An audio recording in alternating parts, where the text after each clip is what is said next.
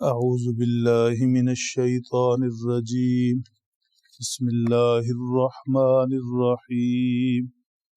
إن الذين آمنوا والذين هادوا والنصارى والصابئين من آمن بالله واليوم الآخر وعمل صالحا فلهم أجرهم عند ربهم ولا خوف عليهم ولا هم يحزنون.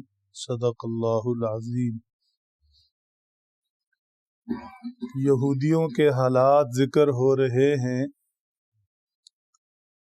یہودیوں کو یہ گمان تھا کہ جنت میں صرف وہی داخل ہوں گے۔ عیسائی بھی یہی سمجھتے تھے۔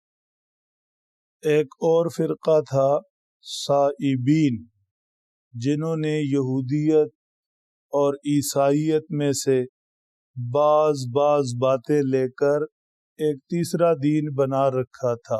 یہ سب صحیح سمجھتے تھے، یہی سمجھتے تھے کہ ہم اللہ کے پیارے ہیں اور جنت تو ہے ہی ہماری۔ یہودی اپنی زبان سے کہتے تھے نحن ابناء اللہ و احباؤ، ہم اللہ کے محبوب اور اللہ کی اولاد ہیں۔ یہ بھی کہتے تھے لن يدخل الجنت الا من کان ہودا او نصارا، جنت میں یہودیوں اور عیسائیوں کے بغیر کوئی داخل ہو ہی نہیں سکتا۔ اس آیت شریفہ میں ان سب کو ان کے زعم کا جواب دیا گیا۔ غلط سوچی بیٹھے ہو، تمہارا یہ گمان بالکل غلط ہے۔ اللہ جل شانہ کو کسی خاص قبیلے، برادری یا کسی خاص ذات سے کوئی ایسا لگاؤ نہیں۔ اپنی ذات کے اندر اللہ کا کوئی ایسا پیارا نہیں کہ وہ جنت کا مالک بن جائے۔ ہاں، جنت میں داخلے کے لیے اللہ کا پیارا ہونے کے لیے جو چیزیں ضروری ہیں ان میں سب سے پہلی چیز ہے من آمن باللہ، جو ایمان رکھے اللہ پر، اللہ کی ذات پاک، اللہ کی مبارک صفات پر یقین۔ یہ چیز ہے جو اللہ کے قریب کرتی ہے، بندہ اللہ کا پیارا ہوتا ہے اور ایمان کی بدولت ہی جنت میں داخل ہوگا۔ والیوم الآخر، اللہ کا قریب تب ہوگا جب آخرت کے دن پر یقین رکھے گا۔ مطلب اللہ کے حضور میں نے پیش ہونا ہے۔ جس اللہ نے مجھے زندگی دی اسی اللہ کے حکم پر میری موت ہوگی۔ میری زندگی کے چھوٹے بڑے معاملے سب اللہ کے حضور پیش ہوں گے۔ پھر یوم حشر، پھر جنت دوزخ، مرنے کے بعد جو کچھ ہے سب پر پورا یقین۔ یہ ہے اللہ کا پیارا بننے کے لیے ضروری، جنت میں جانے کے لیے ضروری۔ فرمایا اللہ پر ایمان، آخرت پر یقین، اس کا نتیجہ یہ ہے عمل صالحا، جس نے نیک اعمال کیے، یعنی اللہ اور اس کے رسول صلی اللہ علیہ وسلم کے حکموں پر زندگی گزاری، آخرت کا یقین دل میں بسایا، نیک اعمال کرتا رہا۔ یہ ہے اللہ کا پیارا، یہ داخل ہوگا جنت میں۔ مالک جنت کا کوئی نہیں، مالک وہ اکیلی ذات ہے۔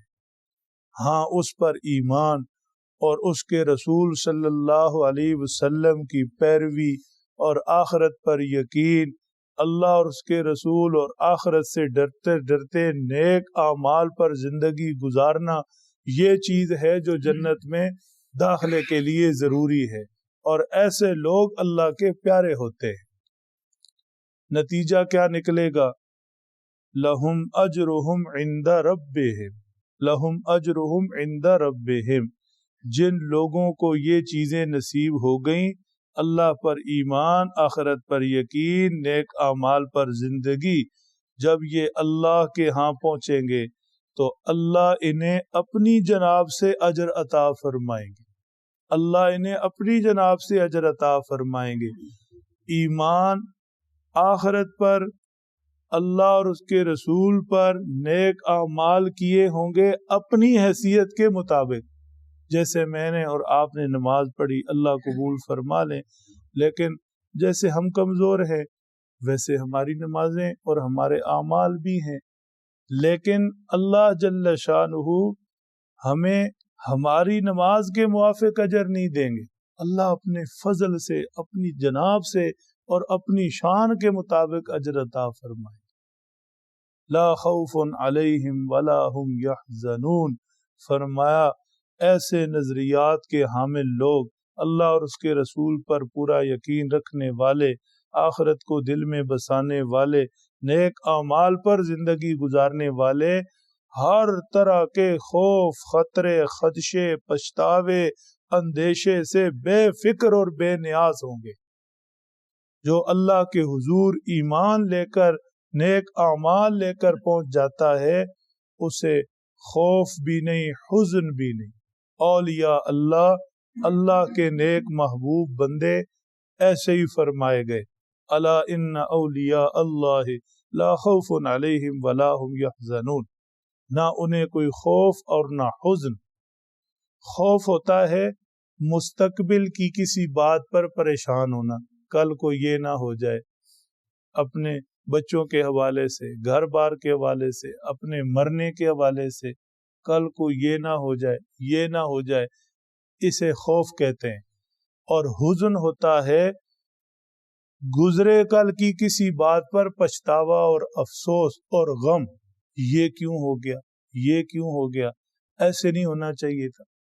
فرمایا جو ایمان پر، نیک اعمال پر دنیا سے گیا، قبر میں پہنچ کر وہ آگے دیکھے تب بھی مطمئن، پیچھے دیکھے تب بھی مطمئن، نہ اسے آگے کا خوف کہ اب قبر میں میرے ساتھ کیا ہوگا، اور نہ اسے پیچھے کا غم کہ میرے پچھلے کیسے ہوں گے۔ اللہ جل شانہ ہمیں بھی یہ مبارک صفات نصیب فرمائے۔